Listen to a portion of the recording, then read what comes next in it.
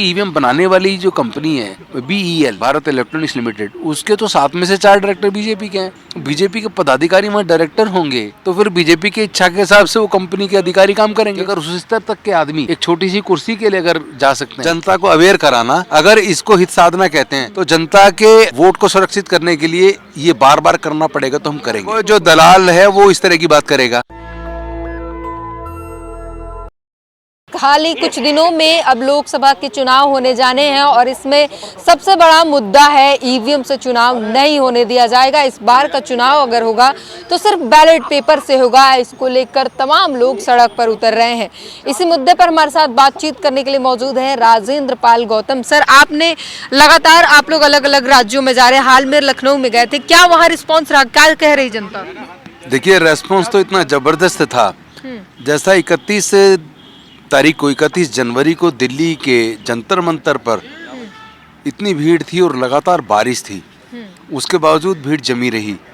उसी तरह कल लखनऊ में भी लगातार बारिश थी और बारिश के दौरान लगातार सभा चलती रही और पब्लिक हिली नहीं। बहुत बढ़िया रिस्पॉन्स था और मैं समझता हूँ कि ये ईवीएम हटाओ, बैलेट पेपर लाओ, लोकतंत्र बचाओ, संविधान बचाओ, ये आंदोलन अब जन जन का आंदोलन बन चुका है। गांव-गांव में, घर घर तक हर व्यक्ति के जुबान पे है कि ईवीएम एक धोखा है और ईवीएम से ही मैनेज करके भारतीय जनता पार्टी जहां उनको कोई वोट नहीं देना चाह रहा वहां पे भी जीत रही है। तो अब आप लोग के पास किसानों का भी समर्थन प्राप्त है जो ईवीएम के मुद्दे को उठा रहे हैं? हमें किसानों का भी समर्थन प्राप्त है, एम्प्लॉइज के जो एसोसिएशन है उनका भी समर्थन प्राप्त है, मजदूर संगठनों का भी समर्थन प्राप्त है। और समर्थन वो हमें नहीं है, वो बेसिकली उनको खुद को लग रहा है कि हमारे वोट की चोरी हो रही है। और मुझे नहीं लगता कोई भी देश का जिम्मेदार नागरिक, चाहे मजदूर हो या किसान हो या कोई अधिकारी हो, ऐसा कोई व्यक्ति नहीं है जो ये चाहे कि उसकी वोट जिस प्रत्याशी को वो दे रहा है उसको ना जाके कहीं और चली जाए चोरी होकर। और ये ईवीएम निश्चित तौर पर इसके द्वारा चोरी हो रही है, इसमें कोई संदेह की कोई गुंजाइश नहीं है। जैसा हमने पहले बताया सिलसिलेवार कि ये जो 4 सदस्यीय टेक्निकल एक्सपर्ट कमेटी है, जो IIT के प्रोफेसर्स हैं, वो लोग जो सॉफ्टवेयर बनाते हैं वो सॉफ्टवेयर में ही जो कोडिंग करते हैं, अगर वो उसमें सॉफ्टवेयर में ही प्रोग्राम बनाते वक्त प्रोग्रामिंग में अगर ये फिक्स कर दें कि इतनी तारीख को इतने बजे से इतने बजे के बीच इतने 50% वोट स्वैप होकर बीजेपी को चली जाए, तो फिर वो वोट आप किसी को भी दे वोटर, लेकिन वोट तो आपकी चोरी होकर बीजेपी को जा रही है। और जा इसलिए पा रही है क्योंकि ईवीएम के अंदर रियल टाइम क्लॉक लगा हुआ है, और रियल टाइम क्लॉक अगर ना हो तो फिर वोट की चोरी संभव नहीं है। और इसलिए संभव नहीं है क्योंकि चुनाव से पहले, वोट से डलने से पहले मॉक पोल करवाया जाता है, और उसमें मॉक पोल में ये दिखाया जाता है, देखो जो आप जिसको वोट दे रहे हो फिर खोल के दिखा, देखो उसी को वोट गई है। लेकिन चूंकि वो टाइमर इसलिए लगा है, रियल टाइम क्लॉक इसलिए लगा है कि चोरी तो उसके बाद होनी है, जब वोट पड़ना चालू हो जाए सुबह, मतलब जिस दिन चुनाव होगा उस दिन के लिए सेट करके उस दिन के लिए सेट करके रखते हैं और उसमें डेट और टाइम फिक्स कर देते हैं, इतने बजे से इतने बजे तक जितने भी वोट पड़े उसका इतना % अगर कर दिया, 50% स्वैप होकर वहाँ चला जाए, तो आप डालते रहिए, आप तो दे रहे हो सही जगह, लेकिन आपकी वोट की चोरी हो रही है, तो आपको पता यहाँ थोड़ी ना लगेगा। यही कारण है जो छत्तीसगढ़ की जो घटना है, जो BSP के प्रत्याशी जिस बूथ पे उनका अपना वोट था, उनके परिवार का, उनके रिश्तेदारों का वोट था, जब चुनाव कंप्लीट होने के बाद चुनाव पे गिनती हुई, तो जब ईवीएम मशीन उनके बूथ की खुली, उस अपने बूथ से जहां उनके रिश्तेदार और परिवार के सदस्य उन खुद भी थे, वहां से उसको एक भी वोट नहीं मिला। ऐसे कैसे संभव है? ये ईवीएम से संभव है। अगर यही चुनाव मतपत्र से होता फिर ऐसा संभव नहीं था। कहा यह जा रहा है कि मतपत्र से अगर बात करें तो अगर मेयर के छोटे से चुनाव में जिस तरीके की धांधली सामने आई कि उसे अवैध कर दिया गया मतपत्र को ही, तो पूरे भारत में जब मतपत्र से चुनाव होंगे तो फिर कितनी बड़ी रूप से धांधली होगी और इसको रोक पाना। धांधली कई तरीके से होती है। एक होता है धांधली ईवीएम से चोरी, दूसरी होती है जो इलेक्शन ऑफिसर्स हैं, जो अधिकारी हैं, चुनाव अधिकारी हैं, उनके साथ मिलके DMs वगैरह के द्वारा मतपत्र में काउंटिंग के समय कुछ वोट किसी दूसरे को दिखा देना, तो वो तो चोरी की संभावना हमेशा रहती है।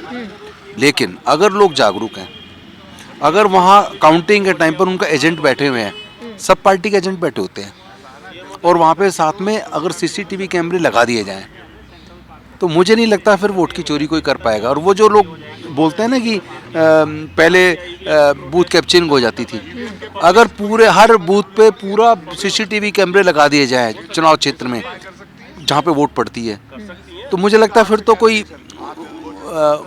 बॉक्स को भी उठा के नहीं भाग सकता। जो बैलेट पेपर जो उठा लेते थे, जो बूथ लूट लेते थे, अगर सीसीटीवी कैमरे लगेंगे फिर उसको भी नहीं लूट पाएगा। और साथ में ये भी उसमें इलेक्शन कमीशन तय कर दे, बूथ लूटने की जो कोशिश करेगा उस पर देशद्रोह का मुकदमा दर्ज हो, और जिस पार्टी का होगा उस पार्टी को परमानेंट उसको डिस्क्वालीफाई कर दिया जाए, प्रत्याशी को। इसी के साथ एक और सवाल उठता है कि अगर ईवीएम हैकिंग होती है तो फिर बिहार जैसे राज्य में, झारखंड जैसे राज्य में और तमाम ऐसे राज्य जहां पर बीजेपी के शासन नहीं हो पाए हैं, जहां पर उसे विधायक तोड़ने पड़ रहे हैं, तो वहां पर क्यों नहीं हो पाता है ईवीएम हैक, बिहार और बीजेपी को विधायक तोड़ने की नौबत आ जाती है? देखिए, एक बात पहले समझ लीजिए, हैक की तो बात ही करना छोड़ दीजिए। हैक बाहर से बैठ के नहीं करना, अब तो प्रोग्रामिंग में कर दिया ना कि आपकी जो वोट डले वो इतने % वोट चोरी हो जाए, स्वैप करके दूसरे को चली जाए, तो उसमें फिर हैक करने की जरूरत कहाँ बची है? मतलब कि चुनाव आयोग जो ईवीएम भेज रहा है बिहार, उसे हैक करके नहीं भेजा सकता। एक और बात बता दूं कि कुछ अगर पूरे देश के हर चुनाव में ही वो चोरी कर लेंगे, फिर तो किसी भी स्टेट में कोई विपक्ष की पार्टी भी नहीं आएगी, फिर तो हर जगह बीजेपी होगी। फिर ईवीएम, फिर तो चुनाव पे पूरा ही भरोसा लोगों को ना उठ जाए, तो भरोसा बरकरार रखने लिए कुछ चुनाव को फेयरली भी होने देते हैं, ये फेयरली, ताकि उनके खिलाफ रिवोल्ट ना हो जाए, अदरवाइज तो पब्लिक रिवोल्ट कर देगी। तो मतलब हैकिंग भी पब्लिक के मूड के हिसाब से देख के की जाती है। यस, अगर एक तरफा वेव है, एक तरफा ही है बिल्कुल, उसमें उनके लिए वो बेईमानी करना कठिन हो जाता है, क्योंकि वो डर रहता है कहीं पब्लिक रिवोल्ट ना कर दे। लेकिन इसके साथ साथ हम ये भी मानिए कि ये बिना प्रोग्रामिंग के, और प्रोग्राम इसलिए भी कर पा रहे हैं क्योंकि ईवीएम बनाने वाली जो कंपनी है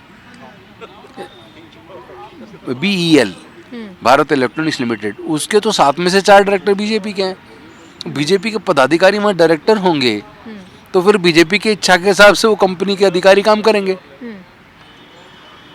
तो इतनी किसकी हिम्मत है जो मतलब अपने कंपनी के जो डायरेक्टर्स की ना सुने?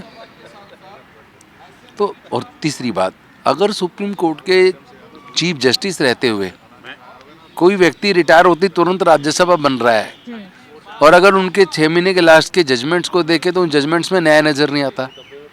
राफेल केस की जांच को उन्होंने इनकार कर दिया, उन्होंने जस्टिस लोया के हत्याकांड को डिनाई कर दिया, और साथ में बाबरी मस्जिद का जो जजमेंट आया वो विदाउट एनी एविडेंस और लॉ को ताक पे रख के आस्था के आधार पे दे दिया। कोर्ट आस्था से नहीं चलती, कोर्ट कानून से चलती है, कोर्ट विटनेस से चलती है, एविडेंस से चलती है।